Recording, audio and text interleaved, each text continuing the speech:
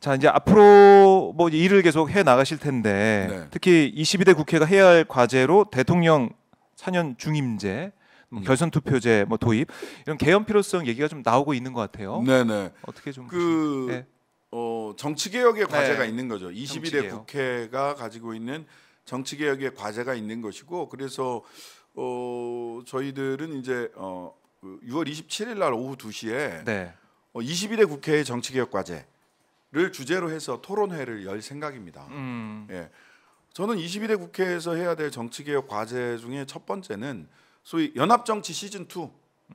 우리가 연합 정치를 통해서 큰 네. 승리를 얻었습니다. 이번 총선에서. 그렇죠. 야권이 그렇네요. 큰 승리를 얻었어요. 네. 정말 이 8석의 아쉬움은 여전히 남습니다. 왜냐하면 모든 법안을 지금 준비를 할 때 이건 거부권을 행사할 것 같아. 돌아왔을 때 8명을 우리가 설득할 수 있을까? 국민의힘에서 재의결이죠. 이게 유화책으로 설득할 수 있을까? 아니면 국민적 여론으로 압박해서 최종적으로는 설득하고 의원님 결단해 주십시오라고 네. 얘기를 하는 게 의회 정치일 수밖에 없어요. 하지만 그것이 안을 조금 더 이렇게 순화시켜서 네. 저쪽에 있는 적어도 8명이 동의할 수 있는 안으로 좀 순화시켜서 첫 발을 떼는 것을 중심에 둘 거냐, 아니면 전략적인 고민. 화끈하고 선명하게 예. 가고 돌아왔을 때 국민들이 여러와 같이 응원을 해주셔서 네. 8분이 이쪽으로 선을 넘도록 할 거냐, 이게 모든 법안에서 판단해야 되는 문제. 핵심 법안은 전부 다.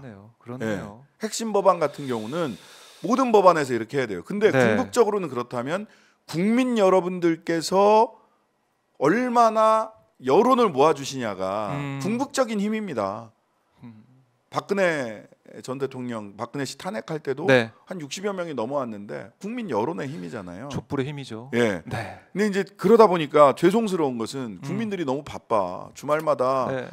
뭐 그냥 핵심 이슈별로 초하나를 켜놔도 한 10개씩은 켜놓고 있어야 되니까 너무 바빠서 죄송한데, 예. 그런 면에서 보자면 연합정치 시즌2를 통해서 확실하게 소위 진보와 개혁을 생각하는 시민들의 목소리가 네. 제도 안으로 반영될 수 있도록 해야 됩니다. 그러려면은 논리적으로 보자면은요, 국회의원 선거제도를 손을 봐야 됩니다. 아무래도 이게 불편하다 내지는 조금 문제가 있는 거 아니냐, 그때마다 그럼 위성정당 논란을 반복해야 되느냐, 이런 문제가 있는 거죠. 그렇네요. 근데 네. 현실적으로는 이 얘기가 지금 되기가 어렵습니다. 왜냐하면 닥친 선거는 국회의원 선거가 아니라 뭐다? 지방선거, 지방자치선거가 예. 26년, 네. 대선이 27년에 있잖아요. 네. 그러면 지방자치선거하고 대선에서 핵심적으로 우리가 연합정치를 통해서 야권, 진보, 개혁, 민주 시민들의 힘을 응집시킬 수 있는 방법은 뭐냐? 저는 결선투표제라고 생각합니다. 서울시장 결선투표 네. 뽑자. 나아가서 대통령도 결선투표제를 통해서 뽑자. 그러면 0.73 때문에 노심초사할 이유가 없습니다. 그렇네요. 네. 생각해 보세요. 어떻게 되냐면 모든, 심지어는 국민의힘 의원들조차, 후보조차 네. 정권 교체를 이야기할 겁니다. 그러니까 이전 생각해 보세요. MB에서 박근혜로 넘어갈 때 네. 여당 내의 야당이라고 하는 박근혜 후보가 있었으니까 국민들은 MB에서 맞아요. 박근혜로 넘어가는 것도 정권 교체라고 생각을 했어요. 예. 예. 따라서 이번에는 국민의힘 대선 후보들조차도 정권 교체 냄새를 풍기고, 정권 교체라는 말은 하지 않지만 마치 정권 교체, 자기로 교체되면 정권이 교체되는 것처럼 네. 이야기를 할 거예요. 당연히 윤석열 정권을 계승한다는 얘기는 아무도 안 할 거 아닙니까? 윤석열 정권을 넘어서 네. 한 발 더 나아가겠습니다. 라든지 이렇게 우리는 정권을 교체해야 됩니다. 윤석열 심판해야 됩니다. 이렇게 얘기를 할 거고, 예상컨대 저는 이건 뭐 100%라고 생각합니다. 네. 윤석열을 넘어 미래를 향해 나아가야 됩니다. 과거에 발목 잡혀서는 안 됩니다. 심판이 아니라 미래를 향해 네. 나아가야 됩니다. 이런 얘기 할 겁니다. 그럴 가능성. 자, 이거 예. 이제 예, 박제해 주세요. 카피로. 카피해 주세요. 한번 저 나중에 비교해 네, 보고. 나중에 비교해 보십시오. 네. 비교해 보십시오. 100%입니다. 워딩은 뭐 단어는 몇 개 다를지 모르겠지만 윤석열을 넘어 뭐 미래로 네. 우리는 미래로 나가야 됩니다. 뭐 심판에 발목 잡혀서는 안 됩니다. 과거와 싸우는 누구 미래를 향해 나아가는 누구 100%입니다. 100%. 예. 여기 성지순례 네, 나중에 성지순례. 오세요. 성지순례 예. 오세요. 좋습니다. 100%입니다. 네. 그러려면 모든 사람들이 정권 교체를 얘기할 때 결선 투표제를 하면 네. 저는 6대4 이상으로 우리가 이긴다. 우리 진영. 이렇게 생각해요. 네. 이기는 길이다. 결국에는. 그러니까 0.73으로 노심초사. 음. 얼마나 또 노심초사 할 겁니까? 지난번 그 보면서 그렇죠. 0.73으로 네, 노심초사하지 않고 음. 모든 역량을 한꺼번에 결집시킬 수 있는 방법이 저는 결선 투표제라고 생각합니다. 아하. 예. 결선 지방선거에서도 마찬가지예요. 투표제. 예. 고민하실 겁니다. 음. 조국혁신당 후보랑 민주당 후보랑 뭐 다른 야당 후보들 중에 음. 누가 제일 낫지? 아, 이러다가 국민의힘 되는 거 아니야? 그 모든 걱정 네. 결선 투표제로 해결할 수 있다. 음. 그 짤 있잖아요. 아, 예. 하다가 환해지는 속쓰림에서 속쓰림에서 이 벗어날 그렇죠. 수 있는 예, 길이다. 번뇌와 고민에서 고뇌에서 네. 벗어날 수 있는 길. 하루 전날 야, 안 되겠다. 예전에 그랬다고요. 부부지간에 예, 밤새 예, 토론을 예. 해서 합의가 안 되니까 음. 너는 권영길, 나는 노무현. 뭐 이렇게 찍었다는 그렇죠. 그렇죠. 어쩔 수 없이 합의가 안 됐는데 어떨 합의가 거야. 안 되니까 그래도 예, 한 예. 표씩 나눠 찍자. 네. 아니면 하나로 몰아찍기 위해서 네. 밤새 고민하고 아. 밤새 토론하고 그러다가 아. 부부간에 의상하고 이런 일들이 비일비재했어요. 그런 속쓰림, 고통 한 번에 해소할 수 있는 결선 투표제. 결선 투표제. 말씀 들으니까 이거 정말 좋을 것 같은데 네. 그동안 왜 이게 그러면 안 됐을지. 뭐 이게- 지난 대선도 이렇게 됐다면은 네. 결과 달랐을 거고. 끝났지. 예, 끝났죠. 예, 그러니까 고통을- 물론 그때 어떤 후보가 어떤 선택을 했는지에 대해서 음. 비판하고 비난할 수 있어요. 네. 그리고 그 정치적인 본인들의 선택에 대해서는 책임져야 돼요. 그 정치. 네. 근데 국민들이 이 고통과 고민을 계속해서 가져야 되냐? 이걸 계속 하고 있어야 되냐? 네. 그런 면에서 제도적 대안은 마련을 해야 된다. 결국에는 마련해야 된다. 이 예를 들면 계산 주파 하나를 튕기게 돼 있습니다. 각 그렇죠. 정당들. 그럼요. 그게 정당이니까 당연히 네, 후보니까 네. 당연히 주파 하나를 튕기게 되는데 음. 우리가 50%가 안 돼도 이길 수 있는 방법. 음. 그러니까 결선 투표제는 두 번째 투표에서 무조건 50%를 넘는 후보가 나오는 거잖아요. 그럼요. 예. 예. 근데 우리는 보니까 40한 7%는 확실한 것 같아. 그리고 나머지 저쪽 상대 진영이 후보가 분열하면 네. 47로도 이길 수 있을 것 같아. 그런데 결선 투표 가면 저 후보들이 합치면 우리가 47이었는데 역전당하는 거 아닐까?라고 하는 불안감이 있을 수 있죠. 불안감이 있을 예, 수 있어요. 예. 당연히 그것도 저는 당연한 선택이라고 생각을 해요. 음. 근데 저는 그 불안감을 지금은 네. 보세요. 이게 그 지난 선거에서 배운 게 있고 우리가 그렇잖아요. 0.73 네. 배운 게 있고 그 다음에 지금의 세대의 구성과 음. 지역의 득표율 분포 네. 이런 걸 봐도 해도 된다. 그래요. 따져봤는데요. 다 해도 이제 된다. 시뮬레이션 해봤더니 시뮬레이션 해봤더니 하는 해도 게 된다. 하는 게 좋다. 실리적으로도 그러하고 예. 그다음에 명분상으로도 국민들의 과반수 이상의 지지를 얻어서 정치적 정당성을 갖는 네. 자치단체장, 서울시장, 네.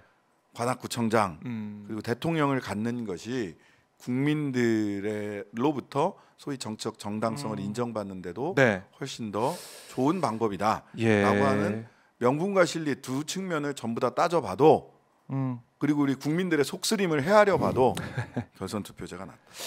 결선 투표제 그래요. 이 좋은 점 해야 되는 그 장점을 계속해서 말씀해 주셨는데 그럼 대통령 4년 중임제 네. 이거는 왜 추진해야 된다? 왜 해야 된다고 보십니까? 일단 우리가 대통령 선거가 이제 5년 단임제잖아요. 그 5년 단임제가 만들어진 과정이 무슨 뭐 특별한 정치적 이유가 있어서가 아니에요. 당시에 87년 헌법을 만들 때 제가 아는 바로는 네. 당시 헌법을 그 당들이 각 정당들이 모여서 헌법기초위원회가 만들어져 가지고 막 했다면 정치 협상의 과정에서 네. 야 7년은 너무 길다. 4년은 너무 짧다. 중임제는 싫어할 거다. 독재가 반복될 수 있어서 8년이 되는 예. 수가 있다. 그러니까 5년 단임제로 하자. 그냥 그렇게 된 거예요. 과학적인 뭐 근거는 그거 없어. 그러다 보니까 예. 대통령 선거와 국회의원 선거, 지방 선거가 네. 이게 착착착 톱니바퀴처럼 맞아 들어가지가 않아요. 아. 지방 선거하고 국회의원 선거는 2년 단위로 하고 있잖아요. 네. 대통령 엇갈리게. 선거는 5년 단위다 보니까 같은 해에 하는 때와 그 다른 해에 하는 때, 그것도 1년 뒤에 하는 때가 있고 2년 뒤에 하는 때가 있어요. 맨날 선거야. 대통령 선거 끝나고 예. 1년 안에 선거를 하게 되면 2012년 총선이라든지 이럴 때 네, 보면 무조건 여당이 유리합니다. 그렇죠. 예, 허니문 기간에 했잖아요. 지난 지방선거는 대통령 선거 끝나고 몇 달 뒤에 했잖아요. 5월달에 대통령 선거하고 6월달에 지방선거 하니까 네. 그러니까 싹 그냥 예, 김영환 저쪽으로. 충북 도지사 같은 분이 당선이 되시는 거죠. 죄송한 말씀이지만 충북에 연고도 없고 충북에서 네. 정치를 하지도 바람이 않았고 불었죠. 그냥 대통령 덕에 됐어요. 네. 지금 말씀하시는 거 보면 굉장히 오송 지하차도 참사가 벌어졌는데 일단 식당부터 가서 식사부터 하시는 이런 분들이 대통령 선거 끝무렵에 그냥 된 거예요. 그게 아니라 부작용. 4년 중임제를 하면 중간 평가를 통해서 대통령 임기를 4년으로 단축할 수도 있고 잘한다 싶으면 8년으로 늘려줄 수도 있잖아요. 일단 그 합리성이 있고요. 네. 그 다음에 그 중간 평가, 공식적 중간 평가 외에도 지방 선거와 총선이라고 하는 중간 평가가 임기 중간에 한 번씩 들어갑니다. 네. 임기랑 같이 할 때도 그렇네. 있고. 여러 번 평가. 그러고 보니까 네. 대통령이 중간중간에 여러 번 평가를 받을 수가 있어요. 그다음에 또 하나가 있습니다. 4년 중임제를 하면 미국 대통령 선거 때도 앞에 4년 동안에는 사실 공약이나 또는 되게 포퓰리즘적인 정책이 추진되기도 합니다. 왜냐하면 재선해야 되니까. 그렇죠. 여론의 민감도는 올라가는데 이걸 아. 이제 정치학에서는 그걸 리스판서빌리티라고 합니다. 응답성이라고 하고요. 책임성이라는 게 있습니다. 네. 어카운터빌리티. 이거는 대통령으로서 정치인으로서 내가 당장 리스판서빌리티 응답성이 조금 떨어지더라도 장기적으로 봤을 때 국가를 위해서 이런 건 해야 된다. 책임지고. 예, 책임지고. 책임감 있게. 자, 그럼 앞에 4년은 대통령의 앞에 4년은 보통 리스판서빌리티가 어카운터빌리티 응답성이 책임성보다 앞서는 주기가 됩니다. 네. 뒤에 4년은 자기 재임할 일 없죠. 네. 그때는 어카운터빌리티 책임성이 리스판서빌리티 응답성보다 더 높아지는 시기가 됩니다. 그렇네요. 예. 마지막이니까 더 예. 안 하니까. 그때는 말 그대로 자 역사를 보고. 근데 이제 대한민국 대통령들은 지금까지 뭐냐 인기가 떨어지면 네. 저는 스코어보드를 보지 않습니다. 네. 오직 나라의 미래를 위해서 그런 네. 얘기를 하면 이렇게 생각하시면 돼요. 예. 지지율이 떨어졌구나. 그렇죠. 다 아시죠. 예. 근데 지금 보면은 만약에 이 4년 중임제였다면 지금 우리 네. 대한민국이 윤석열 대통령이 이런 모습을 지금 초반에 보이지 않았겠죠. 예, 그러니까 되게 무책임, 그러니까 응답성도 책임성도 없이 가요. 그냥 5년 보장됐다. 꼴리는 5년 가자. 대로. 그냥 마음대로 한다. 마음 가는 대로. 죄송합니다. 가는 대로. 예. 예, 마음 가는 대로. 예. 뭐 요즘 마음 가는 대로. 마음 가는 대로 하고 있다. 예. 예. 김치찌개 끓듯 죽 끓듯 그냥 말고 찌개 그냥 끓듯. 여기저기 말아가 다니고. 예. 그러니까 그런 폐해가 있는 5년 단임제 네네. 손을 봐야 된다. 물론 5년 단임제를 통해서 자신의 정치 철학과 또 국가를 위해서 노력하신 대통령도 당연히 있지만 계시죠. 그게 안 됐을 때 그런 나의 분들은 안위와 재선했으면 그런 분들은 재선해서 8년 하시면 좋았잖아. 더 좋았던 부분도 예, 있고. 예. 근데 이번에 보면 5년 딱 정해졌다 생각하니까 5년까지 갈지는 아무도 모릅니다. 지금은 알 수가 윤석열 없지만 특례 조항이 생기는 시절이지만 실황이지만 이게 이제 4년 중임제로 됐으면은 윤석열 대통령조차도 네. 지금 이런 모습 안 보였을 거다. 이렇게 할 수 없어요. 국민들의 고통을 덜 받았을 거다. 이렇게 할 수 없어요. 그런 예, 이렇게 할 수 없어요. 이것도 어떻게 보면은 윤석열 방지법 느낌도 좀 나고 이런 대통령은 안 된다. 예? 아니, 그래서 호통치는 느낌 나고 이게 이제 근데 아까 이제 개헌 사항이냐 아니냐에 네. 대해서는 논란이 있어요. 음. 저는 개인적으로는 뭐 그 헌법 교수님들 사이에도 그렇고 네. 공법 교수님들 사이에서도 논란이 있는데 법률가들 사이에서도 논란은 있는데 저는 개인적으로는 이거는 개헌 사항이 아니라고 생각을 하거든요. 네, 그러니까 결선 투표제를 대통령 선거에서 결선 투표제를 도입하는 것이. 네. 근데 뭐 필요하다면 더 뭐 그 이게 좀 개헌이 필요하다 하면 뭐 개헌해야 되는 거죠. 네네 해야 되는 거고요. 네. 그래서 그 지방선거 전에 음. 개헌을 개헌을. 했으면 싶습니다. 아. 그리고 지방선거 때 그 대통령 선거도 같이 하는 게 좋겠다. 아하. 그래야 비용을 줄이죠. 그렇네요. 네. 그렇네요. 지방선거 뭐 하기 전에 한다거나 네. 뭐 끝나고 바로 또 한다거나 이러면 그러면 이제 계속 좀 뭐 또 비용 얘기가 또 나올 비용 거예요. 얘기가 사실은 나오니까. 저는 예. 대한민국의 권력 구조를 변화시키고 하는 데 있어서 그 비용은 우리가 충분히 치러야 될 민주주의의 비용이다. 그리고 그 비용이 싸다. 네. 예, 아니, 싸다 오히려. 지금 석유 시추하는데 뭐 예. 5천억 최소한 들어가고 막 이러고 1천 있는데. 공당 1,000억씩 들어간다고 하더라고요. 1,000공, 2,000공, 3,000공, 4,000공, 요즘 그렇게 5,000공. 부르고 있나요? 예. 저는 그렇게 부르고 있습니다. 그 시추가 1,000공 뚫는 거 아니에요, 이렇게? 맞아요. 예? 아 그렇네 그 5,000공, 단어 5,000억. 자체도. 예. 아 그렇게 그래서- 돈이 비용이 들어가는 것도 하는데. 그러니까 그런 거는 민주주의 비용으로 우리가 예. 그리고 국민들 입장에서도 번거롭다. 하루 음, 매주 토요일 촛불 드는 것보다 훨씬 싸다. 비용도 다 생각해서. 그러니까 집회도 다 돈과 아, 사람의 그럼요. 시간을 내서 가는 거잖아요. 내 시간을 투자하는 거 아닙니까? 예, 예. 하. 그래서 국민들의 마음이 일상적으로 제도 네. 안에서 반영되도록 하는 것이 훨씬 더 싸다. 싸다. 그래요. 그리고 꼭 해야 될 일이다라는 건데 네, 네. 108석이 있는 국민의힘이 8석 있어야 되는 거잖아요. 그러면 이게 그렇죠. 개헌하려면 네. 가능하겠습니까? 아 저는 8명 누구 이제 포섭하고 있는 분 계세요? 아니요. 그거는 8명 포섭은 네. 저희들이 하고 있는 게 아니라 아. 대통령이 밀어내고 있다. 밀어내고 있다. 아, 도저히 못 견디게. 아유 당연하죠. 이건 안 돼. 당연하죠. 이게. 아니 보세요. 지금 어. 속으로는 부글부글 끓어요. 지금은 그래도 개원 초기고 그 힘에서 밀리면 안 된다 이런 논리가 작동을 하지만 네. 야 정말 못 해먹겠다라는 분들이 저는 나올 수밖에 없다고 생각을 하고요. 저도 몇몇 이제 머릿속에 떠오르는데. 네, 그런 그리고 분들이. 생각을 해보세요. 네. 지금 1,000공, 2,000공, 5,000공까지 하는 거를 그쪽의 전문가분들이나 네. 국민의힘에도 있잖아요. 아. 그거 다 100% 납득하고 그게 산자위에서 현안 질의가 되고 뭐 국정조사나 또는 국감 때 예. 그거를 방어를 해야 되잖아요. 해야 되잖아요. 네. 그거 할 수 있을까요?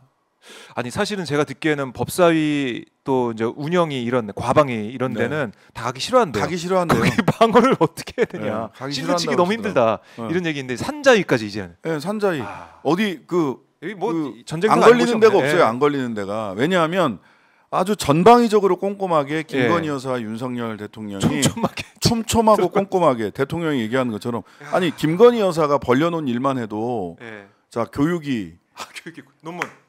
논문 예. 박살냈죠. 예. 운영이 그 아. 디올백부터 시작해서 또 박살냈죠. 국토교통이 양평고속. 양평고속도로 아. 박살냈죠. 국방이 최상병 건 이거는 뭐 지금 박정훈 예, 뭐 대령 박정- 건도 있고. 이것도 이제 김건희 여사 연관돼 있다는 썰이 쭉 있잖아요. 네. 따라 들어가면은 김건희 여사가 나온다는 얘기도 있죠. 임성근 여기도 선언 이제 뭐 나오면서. 예. 그 박살 내놓은 거죠. 그러니까 모든 그 이 상임위원회나 정무위는 권익위도 국정이 있고. 정부의 예. 권익이 있지. 그러니까 김건희 여사가 손 안 댄 곳이 별로 없어요. 하, 정말 촘촘하세요. 촘촘하게. 예. 상임위마다 대통령이 전쟁터가 또 되고 있다. 법사위부터 시작해 법사위에서는 김건희 특검도 있구나. 그러니까 네. 김건희, 윤석열 두 분을 놓고 보면 지금 국민의힘 의원들이 이불킥할 자리가 너무 많아요. 그래서 저는 8명을 열심히 설득을 할 겁니다. 네. 설득을 할 건데 그 설득 전에 네. 대통령이 설득의 우군이다. 우군이시군요. 거의 주력군이다. 언젠가 윤석열 대통령에 대해서 엊그제 조국 대표님께서 네. 버려질 시기가 멀지 않았다. 음. 보수로부터 버려질 시기가 멀지 않았다라고 아하. 저는 봅니다. 그리고 그런 보수 여론에 민감한 국민의힘 의원들도 예. 어쩔 수 없이 또 자이든 타이든 살아야 되니까. 예, 여론에 밀려서라도 대통령 임기는 5년 단임이지만 국회의원 임기는 4년씩 구선까지 지금 나왔나? 뭐 있으니까요. 그렇죠. 다선의 꿈을 다 꾸고 계시니까. 아, 그럼요. 그렇죠. 그래서 그걸 위해서라도 8명, 최소 8명이 필요한데 이게 나올 수밖에 없을 것이다. 시간이 흘러갈수록 뭐 시간 문제라고 개헌 봅니다. 또 거부권 행사에 대한 제2결 이게 점점 무너져 갈 것이다. 그 라인이 108명의 용사 라인, 용사의 용산 라인이 무너질 것이다. 센터가 무너질 것이다. 108번뇌가 네. 그 번뇌의 끝에 성부를 이루시는 분과 용산과 함께 침몰하는 분 이렇게 두 부류로 나뉠 것이다. 예. 이것도 지켜보는 또 맛이 있네요. 어떻게 되는지 각각의 네. 의원들의 선택과 모습을 지켜보도록 하고 그리고 이거 교섭단체 20명 요건 좀 완화하는 쪽으로 개혁신당과 논의하고 있다 이런 얘기가 있던데 어떻게 된 겁니까? 뭐 당연히 좀 완화해야 된다고 보고요. 네. 근데 이제 완화가 됐을 때 우리가 무엇을 할 것인가가 중요하죠. 근데 이제 뭐 국민 여러분들께서는 뭐 국회 운영 과정의 결과만을 보시니까 그런데 네. 간사가 각 위원회마다 있다는 거, 간사가 있어야 그 제3교섭단체가 간사가 끼면 그러면 교섭단체 간사 간 협의가 없이 뭐 간이 많이 뭐 이렇게 얘기를 하잖아요. 여야 한 명씩 여야 한 명씩 있으니까 예. 1대1에서 2대1이 된다. 그게 가장 중요하죠. 그러면 우원식 의장님을 비롯해서 각 상임위원장님들이 17명이 다 이렇게 된다고 하거나 또는 네. 민주당 쪽이 아니면은 이제 뭐 교섭단체가 하나 더 생기면 하나 정도는 교섭단체 쪽으로 제3교섭단체 쪽으로 한두 개는 넘어가게 돼요. 비율상. 예. 그다음에 예. 그쪽이 다 그 국민의힘 쪽에서 끝까지 안 돌아온다. 뭐 이러면은 하여튼간에 그렇게 되거든요. 그러면 2대1이기 때문에 그렇네 그것도 2대1. 상임위원회에서 의안 처리가 쭉쭉쭉쭉 속도를 낼 수 있어요. 일하는 국회를 위해서 또 필요한 부분이다. 예, 필요한 부분입니다. 예. 그리고 뭐 오늘도 예. 사실 법사위에 안건이 쭉쭉 올라가는데 그 지금 법사위에 우리는 교섭단체가 아니니까 간사가 없잖아요. 그러다 보니까 독자적으로 네. 한동훈 특검법을 법사위에 상정을 못해요. 민주당이 작정을 해야 상정이 돼요. 네. 예. 그렇네요. 근데 만약 간사가 있다면 우리가 같이 협의를 해서 간사 간 협의를 통해서 국민의힘까지 간사 간 협의를 통해서 국민의힘이 반대한다고 하더라도 네. 한동훈 특검법 법사위에 바로 상정할 수 있죠. 그렇네요. 국민의힘 의원들 들어온다고 하더라도 예, 여야 하더라도. 간사 아니 수로 전 보면 들어올 수밖에 없어요. 들어오면 네. 2대1로 쭉쭉쭉 그러면은 아니 뭐 혼자서 민주당 다 네. 운영해요라고 하는 민주당의 정치적 부담도 그만큼 줄어들어요. 아하. 민주당의 정치적 부담도 줄어들고 예. 우리는 정식으로 우리가 제기한 안건 양당 간사 간 협의를 기다릴 게 아니라 우리도 예. 간사로 들어가서 얘기를 할 수가 있다는 거죠. 예. 자 그러면은 이거 이제 국회법을 바꿔야 되는 거죠? 국회법 바꿔야 되는 건데. 국회법 바꿔야 됩니다. 개혁신당 쪽에서도 공감을 잃었다라고 하고 하는 걸 보면 그제 황우나 천하람 두 분 만나면서 그런 얘기가 오고 의석수 뭐 몇 석까지 낮추자 이런 것까지 얘기가 좀 되고 있나요? 아니 뭐 지금까지 네. 뭐 구체적으로 그 의석수 얘기까지는 얘기는 안 했는데 근데 12+3이면 15 생각이 또 아니 드는데. 뭐 그럴 수도 있는데 네. 이건 뭐 개혁신당하고 저희들이 뭐 교섭단체를 만든다. 아. 교섭단체 만들려면은 공동교섭단체도 있지만 하나의 교섭단체가 하는 것이 더 좋아요. 그러면 그리고 지금까지 그거까지만 말씀을 드릴게요. 네. 그 지금까지 여러 번 국회법 개정안이 나왔는데 몇 명으로 낮출 거냐에 대해서 여러 번 나왔는데 가장 다수는 10명이었습니다. 아하. 10명 단독으로 조국혁신당 단독으로 교섭단체가 될 수 있는 그렇게 해야 선명하게 그렇게 해야 민주당과 선명하게 협조할 수 있습니다. 아. 그래요. 알겠습니다. 이 사안도 국회 교섭단체 어떻게 구성 여건이 완화가 되는지 조정이 되는지 여기에 따라서 네. 국회 일하는 속도도 달라진다. 완전히 달라집니다. 알겠습니다. 이렇게 정리를 해보겠고요. 오늘도 네. 꽉 차게 네. 말씀 너무나 잘 들었고요. 신박한 커플은 다음 주에도 계속됩니다. 오늘 네. 고생 많으셨습니다. 네, 감사합니다. 고맙습니다.